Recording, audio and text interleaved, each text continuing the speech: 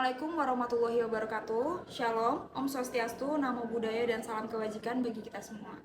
Perkenalkan, saya Fatima Pusparani Dewi, mahasiswi Magister Kenotariatan Fakultas Hukum Universitas Indonesia.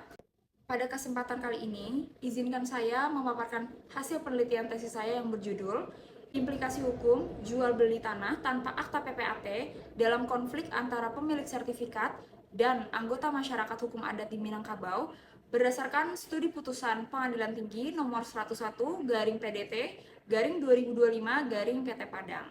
Penelitian ini dilatar belakangi oleh maraknya kasus sengketa yang terjadi pada hukum agraria nasional kita, salah satunya yaitu menyangkut jual beli tanah adat yang seringkali tidak sesuai dengan alur yang berlangsung pada hukum positif di Indonesia.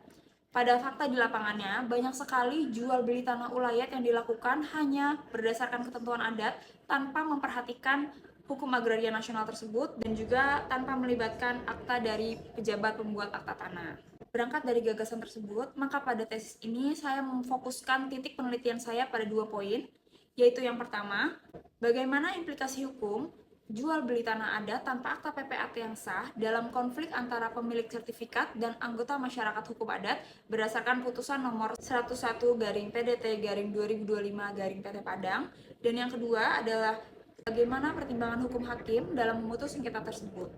Adapun tujuan penelitian ini adalah untuk menelaah akibat hukum yang terjadi atas transaksi tanah adat yang dijual tanpa melalui akta PPAT dan juga untuk menelaah pertimbangan hukum hakim dalam memutus perkara nomor 101 garing PDT garing 2025 garing PT Padang.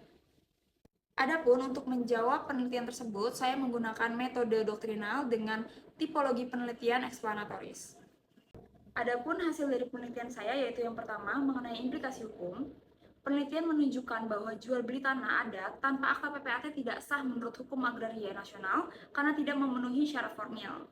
Namun, secara hukum adat di Minangkabau, jual beli tersebut dianggap sah jika telah memenuhi syarat terang dan tunai serta mendapatkan persetujuan dari lembaga adat yang ada di Minangkabau yaitu Karapatan Adat Nagari. Akibatnya terjadi dualisme yaitu transaksi tersebut sah secara sosial di masyarakat adat, namun cacat hukum di mata negara.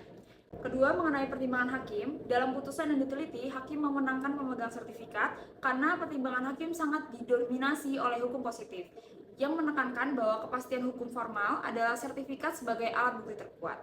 Hal ini menunjukkan bahwa keadilan substantif bagi masyarakat adat belum sepenuhnya terwujud dalam peradilan kita. Kebaruan atau novelty dari penelitian ini adalah saya menawarkan gagasan yang lebih konkret. Saya menekankan perlunya penguatan pengakuan administratif terhadap tanah ulayat dan perlibatan lembaga adat secara formal dalam sistem pertanahan. Saya mengusulkan agar keputusan lembaga adat seperti Karapatan Adat Nagari diintegrasikan sebagai syarat mutlak dalam pembuatan akta peralihan hak di wilayah yang hukum adatnya masih sangat hidup dan diakui oleh masyarakat sekitar. Demikian yang dapat saya sampaikan, kurang lebihnya mohon maaf. Wassalamualaikum warahmatullahi wabarakatuh. Shalom, Om Santi Santi Santi Om, Namo Buddhaya, dan salam kebajikan bagi kita semua.